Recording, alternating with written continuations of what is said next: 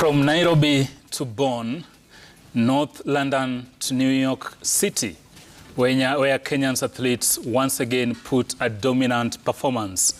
We've got a wall-to-wall roundup of the biggest sports events making the headlines. Over in England, Arsenal are firing on all cylinders, unbeaten in 7 games and boasting one of the meanest defenses in recent memory. But just how far can they go? That's coming up in the second hour.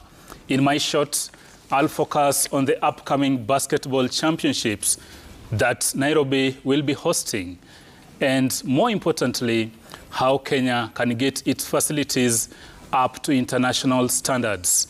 The Sporty Monday crew, Ziti Jimoi, Jacob Isia, Wakili Japheth Munyendo, and Steve Shitera are my panelists. I'm Isaac Swila, and this is Sporty Monday.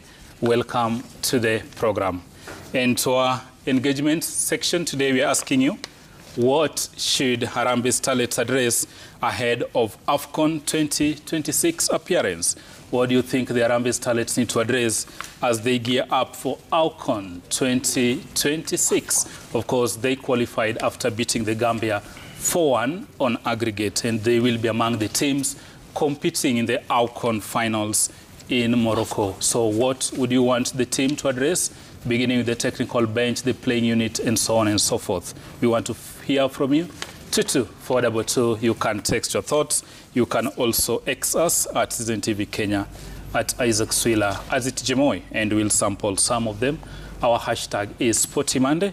Keep the conversation going.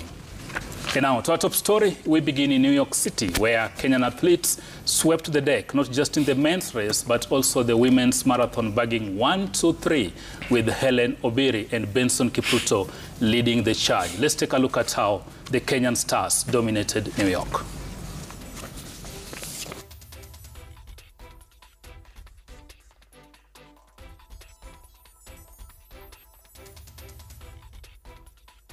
Of course, thus are the images as the action went down in New York City. Helen Obiri, of course, bagging gold. This is the second time she's winning gold on New York Marathon. And of course, the men also swept 1, 2, 3. Jacob, I'll start with you. A very productive, or rather eventful, outing in New York City last evening. Probably, is that performance a surprise, or it was expected? Swila allowed me to deviate a little bit as I start in my opening remarks and say that really my heart goes to the people of Tanzania. I have so many friends in Dar es Salaam, and the things that have happened there as we celebrate athletics in our country, those things are hurtful. There's a lot of pain. There's a lot of pain. I know the East African community, the African Union has not spoken strongly about it, but we who have friends there and we know the things that have happened, the images we have seen, I would be mean if I don't say that really my heart goes out to the people of Tanzania. What we have seen is really painful. Having said that, let me smile about yesterday, because yesterday was a good day. I was really enjoying the flow, you know. The Kenyans dominating those races, showing that this, by the way, was the last of the world majors, the New York City Marathon, out of the 7 this year. And so it was symbolic when Samuel Eliud Kipchoge was bowing out from the very competitive races, if we may say so, that Kenyans won, both women and men. Yeah? So Obiri, coming here after that injury that was quite nagging, and winning, it was so inspiring. We reminded the world that we may not have won both gold medals during the Tokyo World Championships, but when we assemble our best, then this is what you do. So comforting that it was a race between her and Sheila Chepkirui and Sharon Lokedi. And for starters, you see, there's the grading that is normally done after the 6 majors. All through there have been 6 world majors. After the addition of the Sydney, now we have 7. That on the men's side, Sebastian Kimaru Sawe now emerged top, you know, after considering all the points with 50 points, you know, because Alphonse Simba of Tanzania, who would have challenged if we won yesterday, did not do so. Then coming to the side of women, Lokedi and Obiri, you know, also tying at the top with Tigist Asefa of Ethiopia, you know, of the overall points for this season. It was a good way of signing out, you know, for this year. And I think our dominance as far as road races is concerned, there's no question about it. There's no question about it. It's very inspiring that where Kipchoge is saying that now he's shifting to something else, what he's calling a world tour, to inspire, to get money for his Eliud Kipchoge Foundation. He has left stars that Kenya can depend on when it comes to distance running. And I think this is a good foundation because in Kenya, we say we don't rest when it comes to athletics. After this, next year, early next year, there is a Florida, you know, World Cross Country Championships. And I think we have left a message in America that when we go there, we mean business. And so, hearty congratulations to our men and women after that show in New York. Absolutely, hearty congratulations. I also join in congratulating Helen Obiri, our queen. She was a queen of the track, now a queen of the road. We have Sharon, and of course, everybody who shone there, gold, silver, bronze. Steve, did this come as a surprise? And you know, I was going through basically the ages of our star athletes. Obiri is actually the oldest among the women. And you look at Sharon, also 31. You come to the men. Actually, the youngest among those who swept the medals is actually Alexander Mutiso, who is 29. The others actually 30 plus. And probably, if you look at the age of our marathoners, there is basically a trend that you can see. They get better with age, like fine wine. Yeah. When they hit their late 20s and now 30s, that's where they're really dominating. You look at Obiri, Steve, you remember this is somebody who began on the track, and we actually discussed her here when she was dominating 5,000 meters. And we said she has got the capability to go and do very, very well in marathon. And actually, since she made that switch, America has become a very good hunting ground for her. I think she performed very well at home, so to speak. She understands the New York terrain. She has done it now for the 2nd year running. And what an encouragement to see Kenya sweep 1, 2, 3, both men and women. It is something that we've not had for a very, very long time. And probably it's an encouragement that going into the future, that should be it. We are just reigniting what we used to do, even in steeplechase. You remember, I think it was in the Olympics, Beijing, that we swept 1, 2, 3. So those are good memories and good steps in the right direction, even as we head, as they break, even as we head into major competitions. I think next year, we are having the Commonwealth Games also. I think it will be back in the UK. Yeah, sure. Yeah. So I think it's some good signs, even as we head into such competitions that we dominate: Olympics, World Athletics Championship, Commonwealth Games. I think it is our thing.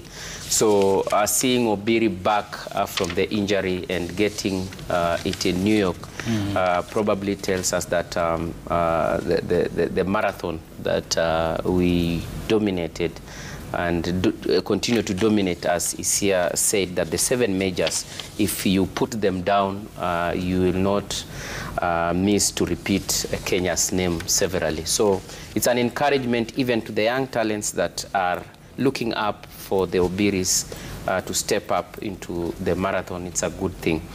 What I would like to push for is the infrastructural facilitation in the country, because now we have seen that we are successful at that level. But back home, even as the government tries to put infrastructure to ensure that athletics we continue dominating, it's a call that the government is trying, but they can do better to ensure that we really bring out the talents that are grassroots. There are so many in those areas. Chepsaita has shown us that we have talent, very raw talent in the grassroots. What are we doing to bring them up so that we can now feed it into the system as Obiri,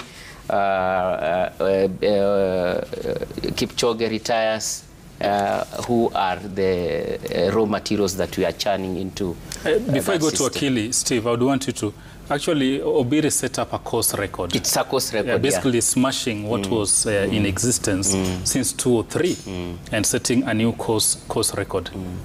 Yeah. That shows you that, as you put it, that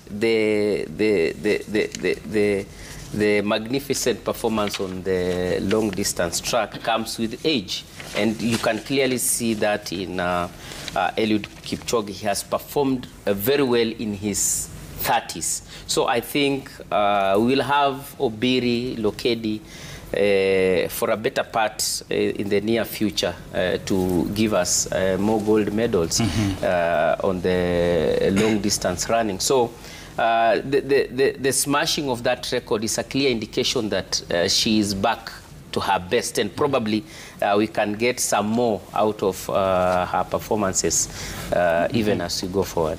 Wakili, karibu sana. Thank you so much. You look all blue. Give me a handshake first of all. You know, the blue is a color of royalty. Yeah, it's equally in blue. Yeah, more so navy blue. Parliament blue. Parliament blue, is it? Yeah. Karibu sana. You're in the Arab world. Yeah, sure. Your team didn't do very well, and you're back home. Not the expectation we had. And they sacked the coach? No, we didn't sack the coach. No, we won't put your head on the chopping board. We are talking matters New York. But basically, quite a phenomenal performance by Team Kenya. Yeah, sure. And Steve is talking about the facilities. Yes. The irony actually is Kenya a top athletics nation, but if you look at training facilities, it's really deplorable. And some of the camps we have actually are being run by individuals. Basically, they're being run by the individuals.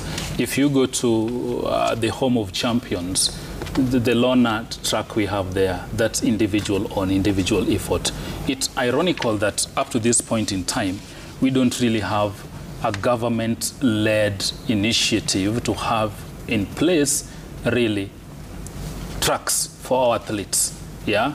And actually, this matter came to the fore here some time back, you remember, when it is on a gaming firm, thanks to the partnership we had then, brought one team from the English Premier League to play some friendlies with a Kenyan club, if you remember that. Everton. And we interviewed one Hull of the City coaches. too. Yeah, Hull City and Everton coaches. Yeah. You know, they were really in utter shock, wondering, why are we training here at Kasarani and I'm seeing on the track somebody with a cookie? it was all mess. Are we see. being hunted? Yeah, so everything goes under one facility, probably. Yeah. Let me join the congratulatory bandwagon in heaping praises to Obiri and the male counterpart who performed well during the New York Marathon. You know, you said, I don't know if it was accidental or you said they bagged gold. I thought it was it was more of monetary prizes. But again, you know, all is gold. So whether they bagged gold or not, all is gold. So they did well.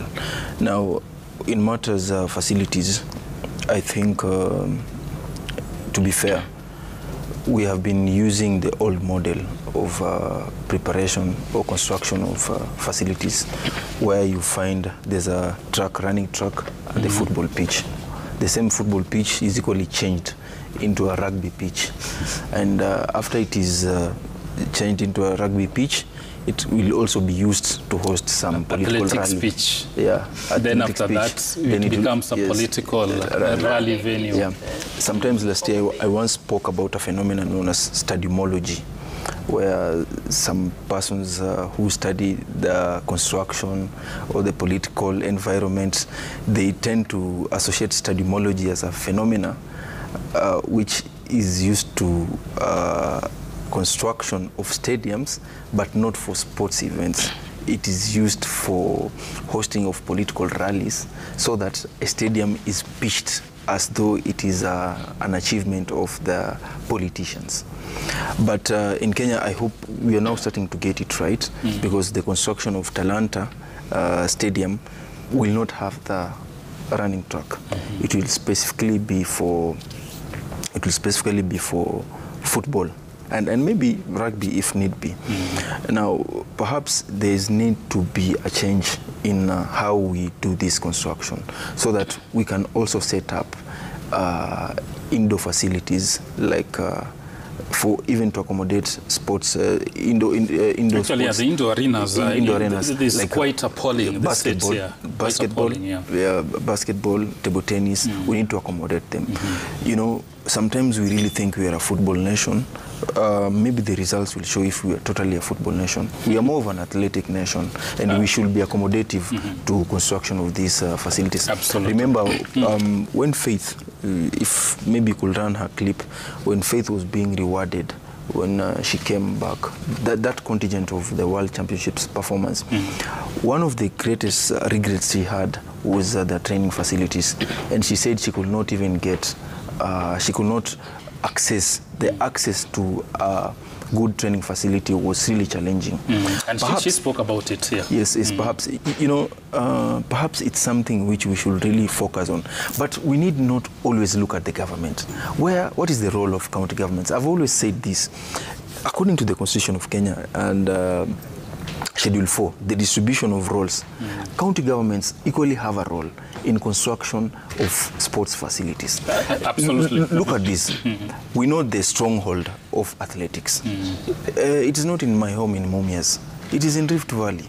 Why can these county governments in Rift Valley join hands and come up with good sporting facilities, so that they can encourage the participation of the young ones, so that we can now prepare for transitions, so that we can mold the upcoming generations of athletes? But if we keep on waiting for the national government has a lot on its table. You know, as much as it is wrong. Swilas, sorry. Sorry for interjecting. You know, this is marathon that we are discussing, and marathon is done on the roads. And therefore, we are talking about the question of infrastructure, and ironically, it's a time that Kenya has won against the world everything possible, and it tells you something that if everything is put on equilibrium in terms of like facilities, because you just need some good terrain to prepare for a marathon, not a stadium, not a track. And so it shows us that our athletes, when they get those hilly, training camps and all that, they are good to go.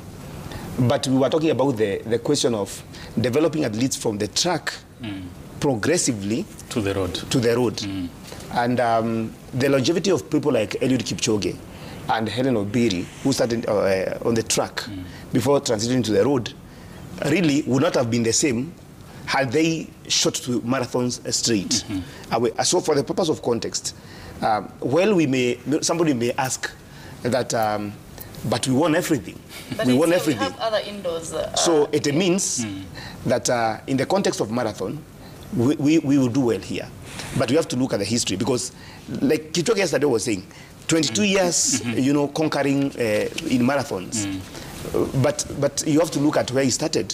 It means that if you're going to birth more marathoners who can stay in the game for a long time, we have to start with those basics that we're talking about, and such as track facilities. Ziti, final word on this. I want you to tell us more about Eliud. Yesterday he raced. It was his, he finished actually, placed 17th. It doesn't come as a surprise to me or to any of the panelists, I want to believe. But he's saying now I'm launching a world tour. But the reality is also, Eliud is a big, big name. And by just appearing in the New York Marathon, he's taking home huge, huge bucks. But let's look at the legacy he's trying to leave on the road. I think this was his first major marathon running. and he just wanted to make the history, not winning the race, but just to make history. Let's talk about branding. What do you mean major? He's actually been on these other races. I'm saying 7. This is the 7th major marathon in Yamekimbia, because as just participating in this one, of course, he's a big name, he's a big brand. But again, for him, he wanted even to make history of being one of the person running for all these actually major. The first person yes, to all finish these major majors. 7. Majors, yes, all these 7 major marathons. But let me talk about branding. For me, it was all about the branding that is carrying with his name, because he wants to start a foundation, and there's a lot of branding that is being done behind with people, managers and everything. And this was just about branding. It was not about him going to win something or going to win a medal in this race. Branding, and I know the next thing that he's going to run is another marathon in the in the continents, like all the continents, just because I think maybe, I don't know if it's raise money or because of his foundation that he's coming up with. You can see what is happening in through the branding and through everything that has been them laying something for him. Even if he stops, he says that he's going to return now, everyone will be talking about him on what he has achieved in in history. I want to talk about even the branding, as much as it's Eliud that is being branded, but let's talk about with other people, other athletes that are supposed to be branding. Faith Kipyegon has started very well. You see the marathon that he wanted to run, the sub-4, which is part of branding for him, for her, the Faith Kipyegon, part of branding for her. But again, we need to look, athletes need to look beyond. After running, of course, I have money. What am I supposed to live? When my name or when I retire? What am I supposed to live? Let's talk, not only athletes, even to branding. You can even sell pigs. No, but you have to brand. You have to brand for history. That is what Eliud Kipchoge is doing. Let's not talk about athletes, even footballers. Like any person who is an athlete anywhere has to have a branding, so that when you leave or when you go, utasema ule mtu mwenye alikuwa anafanya. Now Cristiano has a branding. Like you have to have a branding, and that is why he participated in this marathon, being like, no one has done it 7th time in all these major marathons. So that is just branding for him. Of course, we say Kongole to Team Kenya for topping the world in New York.